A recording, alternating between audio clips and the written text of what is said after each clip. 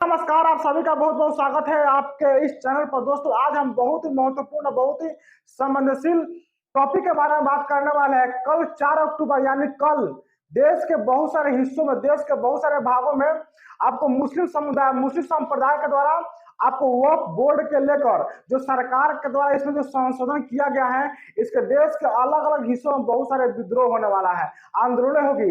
हालांकि यह आशंका लगाई जा रही है कि यह आंदोलन उसी तरह होगा जैसे किसान आंदोलन हुआ था। ये बहुत ही महत्वपूर्ण मुद्दा है, बहुत ही महत्वपूर्ण टॉपिक है यहाँ पर। लेकिन इसकी पूरी प्रक्रिया देखेंगे, इसकी पूरी पृष्ठभूमि देखेंगे कि आखिर वक्फ बोर्ड क्या है, वक्फ बिल क्या है, सरकार इसमें क्यों संशोधन करना चाहती है, इसमें गैर मुसलमान को क्यों शामिल किया गया है, मुस्लिम लोग इसका क्यों विरोध कर रहे हैं। ये पूरी प्रक्रिया, पूरा इतिहास के साथ हम जानने का प्रयास करेंगे कि आखिर इसकी पृष्ठभूमि क्या है।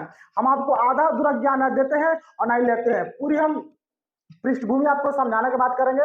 यहाँ पर कल इकट्ठा हो गए पूरा मुस्लिम समुदाय के लोग इकट्ठा होंगे और कल सरकार, क्योंकि अमित शाह ने कहा कि भाई साहब शीतकालीन सत्र में वक्फ बिल को लागू कर दिया जाएगा, इसमें गैर मुसलमान को और महिलाओं को इसमें शामिल कर दिया जाएगा। ये बहुत ही गंभीर मुद्दा है। लेकिन सबसे पहले हम आपको यहाँ पर यह बताने का प्रयास करेंगे कि आखिर वक्फ होता क्या है, वक्फ का मतलब क्या होता है, वक्फ अधिनियम क्या होता है, सरकार इसको क्यों लाई। देखिए, वह कोई भी धार्मिक संप्रदाय के व्यक्ति, कोई भी धार्मिक व्यक्ति या कोई भी व्यक्ति जब किसी धार्मिक चीजों में, कोई धार्मिक संप्रदाय में, मंदिर हो गया, मस्जिद हो गया, गुरुद्वारा हो गया, इसमें अपनी संपत्ति को दान देना चाहता है। दान में आपको पैसा हो सकता है, जमीन हो सकता है, मंदिर बनवा सकता है, ये सब दान हो गया।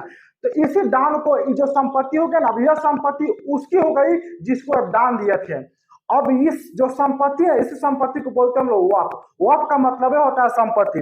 अब इस संपत्ति पर सरकार चाहती है कि इस संपत्ति को कोई मंदिर, हालांकि जिसको दिया जाएगा, जहां दिया जाएगा, जिस मंदिर में दिया जाएगा, या तो मंदिर में दिया जाए, या मुसलमान, या तो मस्जिद में दिया जाए, या गुरुद्वारा में दिया जाए, तो जहां पर दिया जाएगा, हालांकि इसकी रक्षा, इस संपत्ति की रक्षा करने का अधिकार वहां के पंडित को होगा, वहां के मौलवी साहब को होगा। तो सरकार चाहती है कि इसमें भ्रष्टाचार ज्यादा हो रहा है, इसमें पारदर्शिता ज्यादा नहीं है, तो सरकार चाहती है कि इसमें कुछ और लोगों को शामिल किया जाए। मतलब यह हुआ कि इसमें गैर मुसलमान को और शामिल किया जाए और महिलाओं को भी इसमें शामिल किया जाए, ताकि यह संपत्ति पारदर्शिता हो जाए और इसमें भ्रष्टाचार ना हो के। इसी को लेकर सरकार यानी मुस्लिम समुदाय के द्वारा कल यानी 4 अक्टूबर को बहुत बड़े लेवल पर या इसका विद्रोह किया जाएगा, आंदोलन करने के प्रयास किए जा रहे, ताकि सरकार इस बिल को वापस ले ले। तो आप लोगों को वक्फ का मतलब यह समझ में आ गया होगा छोटे मोटे बातों में कि एक संपत्ति होती है जब किसी व्यक्ति के द्वारा किसी धार्मिक चीजों में सार्वजनिक विकास के लिए, वहां के अगल बगल चीजों को विकास करने के लिए जो दान दी जाती है, उसी को बोलते हैं हम लोग वक्फ बोलते हैं। तो वक्फ का मतलब ये आपको समझाते हैं, प्रयास करते हैं कि वक्फ संपत्ति वह संपत्ति होती है जिसे कोई मुस्लिम व्यक्ति या समुदाय धार्मिक, सामाजिक या जनहित के कार्यों के लिए दान करता है। इस संपत्ति को वक्फ कहा जाता है और इसका उपयोग धर्म से जुड़े कार्य जैसे मस्जिदों, मदरसों, कब्रस्तानों और गरीबों के मदद के लिए किया जाता है। वक्फ संपत्तियों की देखभाल और प्रबंधन का जिम्मा वक्फ बोर्डों के द्वारा किया जाता है। यह 19 मतलब अधिनियम 1995 के तहत यह वक्फ अधिनियम, वक्फ बोर्ड इस संपत्ति का देखरेख करती है। यह बोर्ड राज्य और केंद्रीय स्तर पर काम करते हैं और उनका प्रबंधन मुस्लिम समुदाय के लोगों द्वारा किया जाता है। वक्फ संपत्तियों की संख्या लाखों में होती है और यह संपत्ति जमीन, इमारतों, दुकानों या अन्य प्रकार की हो सकती है। नहीं, संपत्ति में केवल आपको पैसा नहीं हो सकता है, हालांकि इसमें बहुत सारी संपत्तियां होती है, जिसमें जमीन हो सकता है, इमारत हो सकता है, दुकानें हो सकती है, आपको बहुत कुछ संपत्ति इसमें हो सकती है। तो यही एक बहुत बड़ा मुद्दा है। मुद्दा का सबसे बड़ा कारण यह है कि वर्तमान में वक्फ संपत्तियां का मामला विवाद में है। मतलब वक्फ बिल 2024 के अनुसार सरकार गैर मुसलमानों को वक्फ बोर्ड और केंद्रीय वक्फ परिषद में शामिल करना चाहती है। हालांकि इसमें आपको वक्फ बोर्ड और केंद्रीय वक्फ परिषद ये आपको वक्फ संपत्ति को देखरेख करती है, उसको अपने पास रखना चाहती है, लेकिन सरकार चाहती है कि इसमें भ्रष्टाचार ज्यादा हो रहा है, इसीलिए इस बोर्ड में आपको गैर मुसलमान और महिलाओं को शामिल कर दिया जाए। जबकि मुसलमानों का यह कहना है कि इसमें 2013 में जब संशोधन किया गया था, हालांकि वक्फ अधिनियम जो अभी बिल लाया गया है, इसमें हालांकि अधिनियम कब बनता है, जब एक कानून बन जाता है, जब राष्ट्रपति के उस पर साइन हो जाता है तब यह अधिनियम बन जाता है। तो हम बार बार अधिनियम बोल रहे हैं, इसका मतलब कि अभी कानून नहीं बना है, नहीं बना। जब कानून बन जाएगा तब उसको अधिनियम बोलेंगे, हालांकि अब हम बिल बोलेंगे, ठीक है। तो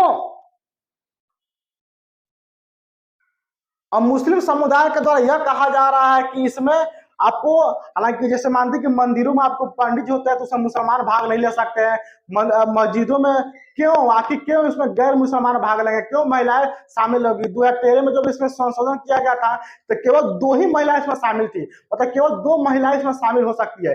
लेकिन जब इसमें संशोधन 2024 में किया गया और जब बिल आ गया तो अब इसमें कहा गया कि 50% से कम मुस्लिम शामिल हो गए और इसमें महिलाएं भी शामिल होगी। यही एक बहुत बड़ा विवाद उत्पन्न हो जाता है और मुसलमानों के अंदर एक असंतोष की भावना जग जाती है और कल भाई साहब बहुत बड़े लेवल पर इसका विद्रोह करने की आशंका जताई जा रही है। किसमें यह कहा जाए, सरकार यह कह रही है कि इसका पारदर्शिता हो। अच्छा, सरकार क्यों चाहती है कि इसमें बदलाव क्यों करना तक चाहती है सरकार? सरकार इसलिए चाहती है कि भारतीय संविधान के अनुच्छेद 15 में यह लिखा है कि किसी व्यक्ति को जाति, धर्म, लिंग के आधार पर भेदभाव नहीं होना चाहिए। इसलिए इसमें हर व्यक्ति को शामिल होना चाहिए ताकि भ्रष्टाचार ना हो, लोगों में पारदर्शिता हो।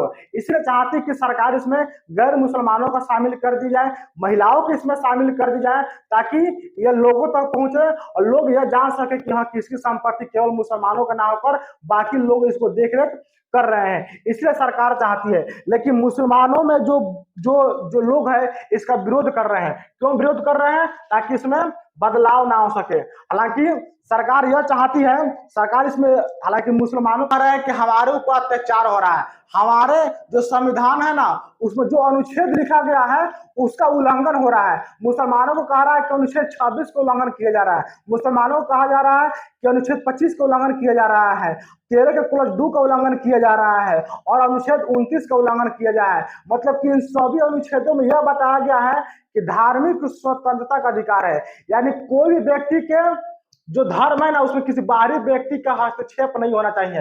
तो एक बार इस अनुच्छेदों को देख लेते हैं, हालांकि इसमें हम पढ़ नहीं सकते, इसमें बताया, हम आपको बोल देते हैं। अनुच्छेद 26 में यह लिखा गया है कि हर जो भी संपत्ति है, जिस धार्मिक संप्रदाय में जो संपत्ति होगा ना उस संपत्ति के प्रबंधन वहां के लोग करेंगे ही, किसी बाहरी व्यक्ति के इसमें हस्तक्षेप नहीं होना चाहिए। यह अनुच्छेद 26 में लिखा गया है और यह अनुच्छेद 26 आपका मौलिक अधिकार के अंतर्गत आता है।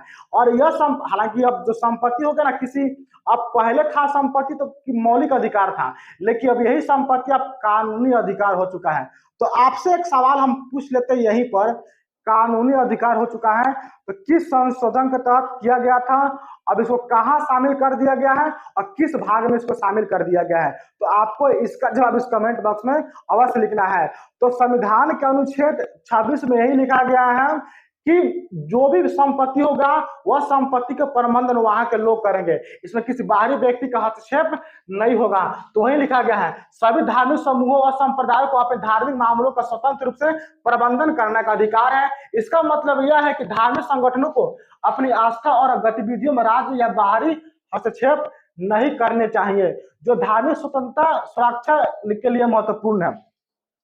तो इसमें यह बताया गया कि हम अपनी संपत्ति का रक्षा खुद करेंगे, इसमें किसी बाहरी सरकार, राज्य सरकार के इसमें हस्तक्षेप नहीं होना चाहिए, क्योंकि पहले जो संपत्ति था वो मौलिक अधिकार था, अब कानूनी अधिकार हो चुका है। अब ये मौलिक अधिकार से कानूनी अधिकार करने के पीछे कहानी क्या है, इसकी बहुत लंबी कहानी, इसकी इतिहास है, ठीक है, पॉलिटिकल एक अलग दुनिया हो जाती है, तो हम इसको बाद में बात कर सकते हैं, ठीक है।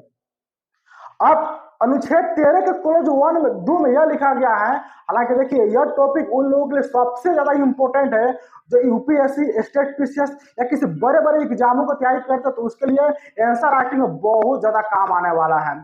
तो इसमें अनुच्छेद 26 की बात कर रहे हैं, अनुच्छेद 25 की बात करेंगे, अनुच्छेद 29 का बात करेंगे और 13 के क्लॉज 1 यानी पृथक्करण का सिद्धांत का बात करेंगे। इसमें क्या कहा गया है कि अगर कोई भी व्यक्ति का मौलिक अधिकार का उल्लंघन होता है, मौलिक अधिकार का उल्लंघन होता है, को उल्लंघन करती है, तो अनुच्छेद 13 के क्लॉज 2 के तहत उस मौलिक अधिकार को शून्य कर दिया जाएगा, समाप्त कर दिया जाएगा, उस कानून को लागू नहीं किया जाएगा। इसलिए अनुच्छेद 13 के क्लॉज 2 में यही बताया गया है, क्या बताया गया है, इसको बोलते हैं पृथक्करण का सिद्धांत। पृथक्करण के सिद्धांत का मतलब क्या हुआ कि अगर सरकार कोई भी कानून बनाती है मौलिक अधिकार के विरुद्ध अगर कोई भी सरकार अगर कानून बनाती है तो अनुच्छेद 13 के क्लॉज 2 के तहत उस कानून को निरस्त कर दिया जाएगा, समाप्त कर दिया जाएगा, खत्म कर दिया जाएगा, वह कानून लागू नहीं होगा। तो लिखा गया है राष्ट्र के द्वारा ऐसे विधि का निर्माण नहीं किया जाएगा जो भाग 3 में वर्णित मूल अधिकार के खिलाफ हो, उनको नुकसान नहीं पहुंचाया जाना चाहिए। यदि ऐसे विधियों को न्यायालय द्वारा अवैध घोषित किया जाता है, राष्ट्र के द्वारा प्रतिकूल हो, तो न्यायालय केवल उसी विशेष भाव को अवैध घोषित करेगी। हालांकि पहले से कोई भी कानून हो, अगर उस कानून के विरुद्ध अगर सरकार कानून बनाती है तो केवल उसी को खत्म किया जाएगा, बाकी को खत्म नहीं। अनुच्छेद 13 के क्लॉज 2 में इसको लिखा गया है। जो मुस्लिम समुदाय के जो आपको पॉलिटिशियन है, इसका बहुत जोरों शोर अनुच्छेद 25 का और अनुच्छेद 26 का उल्लंघन किया जा रहा है, जबकि इसमें बताया गया है कि धार्मिक स्वतंत्रता और धार्मिक संपत्तियों का प्रबंधन करने का अधिकार हम लोग का है, लेकिन आप इसके प्रति जो कानून बना है तो वापस लिया जाए। इसलिए आप इस पर क्या राय दे सकते हैं? इसमें और बहुत इसमें लोग विरोध कर रहे हैं, जैसे मैं आपको कांग्रेस विरोध कर रही है,